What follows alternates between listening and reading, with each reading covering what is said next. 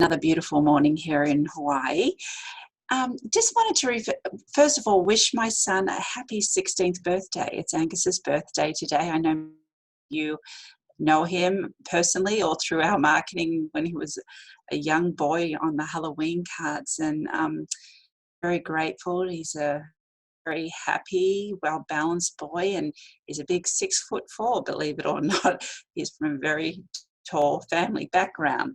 But one of the things, I wrote in his birthday card is, remember to have gratitude and intentions in your life every day, and that will bring your dreams come true. And I believe that is, the biggest impact we can have on life is working on ourselves. You are the greatest asset, and your mind is your greatest tool. And that's one of the gifts I want to give my son, and actually people I touch during my regular work or personal life, is it truly is our where focus goes, energy goes, and our mindset is so important in surviving anything in life, and especially during these times. Well, today we're going to bring on Jessica White from our office. I'll just welcome her in here now. She'll be coming on. Good morning, Jessica. Hi. And Jessica's been with us since 2008, and she's a very important part of our team, and she's Agent of the Month, and she's part of our Success Stories series. Jessica, over the last 3 years, had tremendous growth with her business. She's probably doubled it actually more than doubled it over the last 3 years. And most of her business, 75% is referrals, and the other 25% of her business is just her day-to-day living. And she's a very talented, accomplished yoga practitioner and teacher. And that brings a lot of brightness. You can see her smiling right now. And maybe you can tell me what brings you happiness, bringing your yoga into your real estate practice, Jessica. Do you want to share a little bit about that before we go into the technical part of real estate? Yeah, so I always say that I kind of have one foot in each world, one foot in the yoga world, one foot in the real estate world, and it really brings a lot of balance and peace to my life. I love both tremendously, but I feel that yoga creates this really, it just brings a lot of balance to my real estate business. So, and I meet a lot of incredible people through the yoga community, a lot of people that I'm able to help buy or sell. So yeah, I just love being in both worlds. And, during this crisis, during COVID, how have you seen it change this real estate world and your yoga world? Why don't you give a little bit about what's going on now with the new norm? Yeah, so I don't teach any public classes anymore. I teach on Zoom, which is very different, but it's great because it allows people to log on when they can, and they get to practice yoga in the privacy of their own home. So I'm noticing that a lot of people who have who have been nervous to come to an actual class in the past are now comfortable to do yoga in their own home. So that's really incredible because it's allowing people who would have probably never done it before, it's allowing them to do it now. So it's really special. Very neat. And tell me a bit about, what you're experiencing with the real estate industry, of course. Let's specifically say a listing. How has that changed for you with your clients right now? And how are you able to get top dollar when sometimes we don't have as much personal interaction with people? Right. So I'll talk currently about my most recent sale. We focused on the most unique and most special features of the unit, or of the home. This home had an enclosed garage, and it had green space all around it, which were incredible features, and which were features that most people were looking for, and that were very important to most buyers. Actually, all the buyers that came to look at the home. We had multiple offers even during this COVID time, because this unit was so unique and special, and we really featured nicely all of those unique and special features with our professional photography and with our descriptions and all of our marketing. And we also allowed allowed all showings to take place that were requested, as long as the agent and the buyers followed all of the guidelines that HBR has set for us, safety-wise during this time. Well, I remember when you first put this home on the market and you came to me and said, you know, I really don't know if I'm going to stage this property with furniture. I don't know if it needs Mhm. it. And this is what I wanted to bring to everybody's attention this morning is staging's sometimes not the best thing for a property. So can you share with everyone what needed to be shown more than putting a piece of furniture into the home? Yes. So we did not stage. We decided not to stage this home because it showed better when we just left it open and spacious, so that the buyers could see how wonderful the layout is and how spacious the home is. Um, and, and we just got it really nicely professionally cleaned, and like I said, we used an incredible photographer for professional photos, and it showed wonderful. I mean, we had, gosh, like 60 showings maybe. Wow.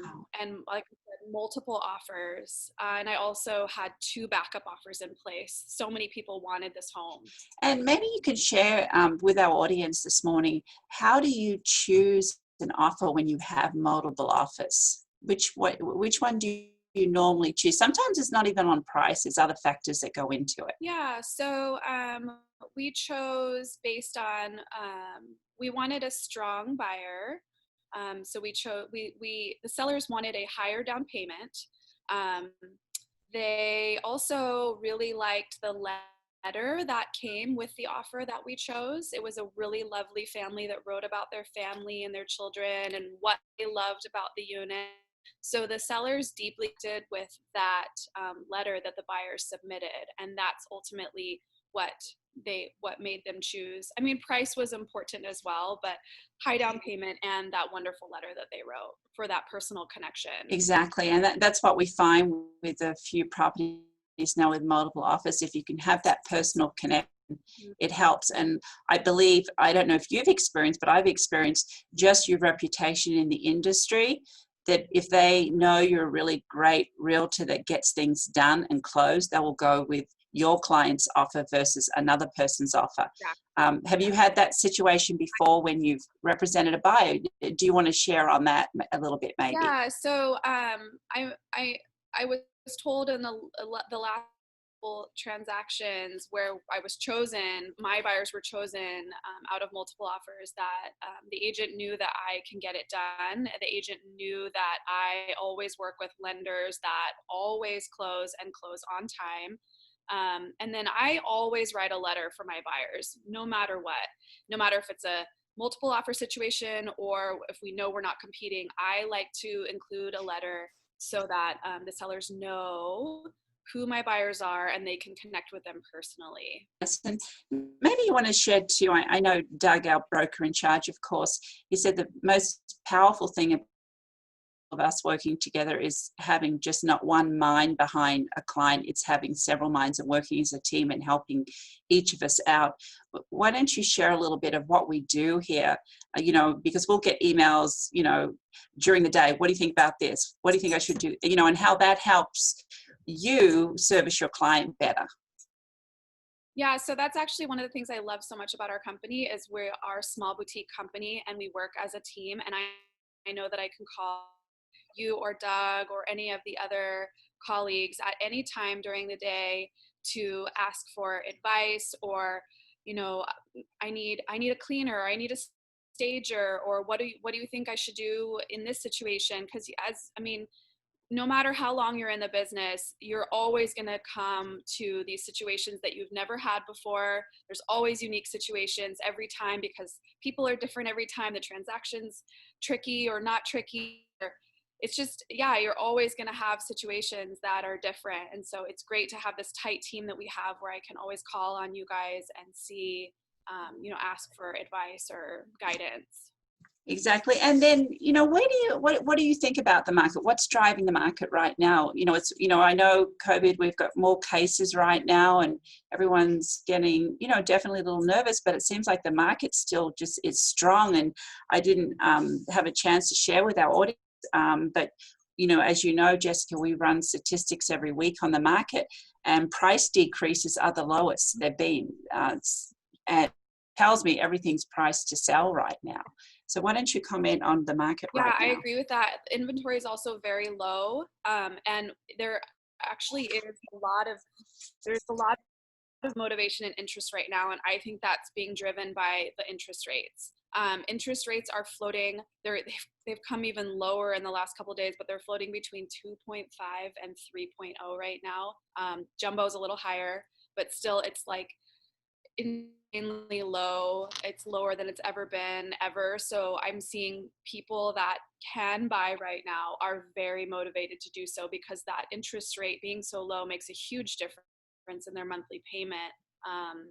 So I think that's a big driver right now. I also think that people spending so much time at home right now are really realizing, like I'm having a lot of clients come to me that are living in condos right now that actually want to shift to a home if they can, because they want a yard or they want to grow food, just different lifestyle changes right now that I'm seeing people want to do during this time, because everyone is at home so much. So Yeah, and going back to mortgages and interest rates, Jessica and I helped a client last month, and you might want to mention, I mean, we had to jump through hoops to find the right loan program, and you introduced us to an amazing lender that was one of the three people we looked at, but he absolutely gave us the idea for actually our client's lender to execute a certain loan. So why don't you talk about how these lenders right now will work with Oh clients? yeah, there's so many creative programs that lenders have right now. It's really amazing. I mean, the trickiest situations, I'm seeing lenders just flawlessly pull off situations, and they're just getting really creative and making it really work for people. So yeah, I think it's important to have the right lender for sure. But yeah, it's pretty incredible what they're doing. No, and then it's when you say jumbo mortgages, what is the amount that a regular mortgage goes up to? Which amount now? 700 and It's like high sevens, high yeah. sevens. Okay. You done any VAs lately, which is military loans with nothing down, of course. I did a VA loan last one I did was in December. December. Okay. But they And I know, are there many doing VA mortgages right now, the military? Oh yeah, definitely, because their interest rate is the one that is holding the lowest right now. So it was holding at 2.75 for a very, very long time. Now it's holding at 2.5. So it's an incredible opportunity for VA right now. Wow. Just yesterday I saw an email, because we're not legally allowed to quote rates, but I did have an email come across my desk on jumbo mortgages. When I have clients, I have a couple of clients looking in the 2 to 5 million range, and they're as low as 2.85. I was like, I haven't seen it that low at all. Yeah, it's So the not. biggest issue we have right now in real estate, I would say, is supply of homes. How would you say, Jessica, that is supply of homes Yeah, right now? that's definitely the biggest issue. I mean, I'm working with multiple buyers right now that would love to buy today, but we haven't found the right home because inventory is so low. So I would say the best thing to do is to get pre-qualified and have all of your ducks in a row ready to go, so that when the perfect house does come on, you can make the move right away, because when the good stuff comes on, it goes really, really quickly. Yeah. No, thank you. And Jessica, we've talked about this, and I shared it on my video, but we talk about the 3 S's right now of what we stand for, and that's being students and educators, strategic marketing, and safety protocols. And just listening to you this morning, definitely you follow these quite religiously on everything you do, and I just want to thank you for that, because that's what we stand for. It's the 3 S's. It was a marketing logo we did for ourselves a few months ago, and it seems like we're living and breathing what we say we do. So I wanted to thank you for your time this morning. And before you go, Marianne gives us photos every Friday. So I'm going to share my screen. And I'll share the photos this week.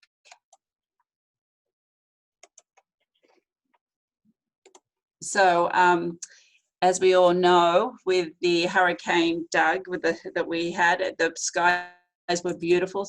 We're thankful that it didn't happen. And Marianne actually went out and took some pictures of the beautiful skylights, happening after, I think it was Sunday, she took these photos of how wonderful the skies were. Absolutely stunning. And I know from our home we have beautiful reds and purples in the skies also. And the ocean was incredible.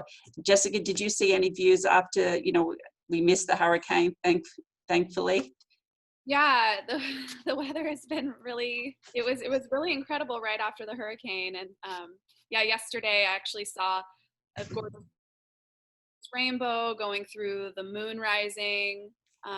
So yeah, we're so lucky here to see all this gorgeous nature all the time. Nice. And then, and what Marianne's got here, this photo here is, cultivate the life you love. Natural disasters are a great reminder and wake-up call that tomorrow is not promised. Love where you live and live where you love. That was her words. Jessica, would you like to comment on that also? Yeah, I really love that. And yeah, like you were saying earlier, where focus goes, energy flows, and I totally agree with that. I mean, it's just, and I tell my students this all the time in yoga class, especially right now, that it's so important to focus on gratitude. And I find that the more I practice gratitude, the more I focus on it, the more that comes into my life to be grateful for. So that's just a perfect example of where energy goes. Where focus goes, energy flows. Thank you.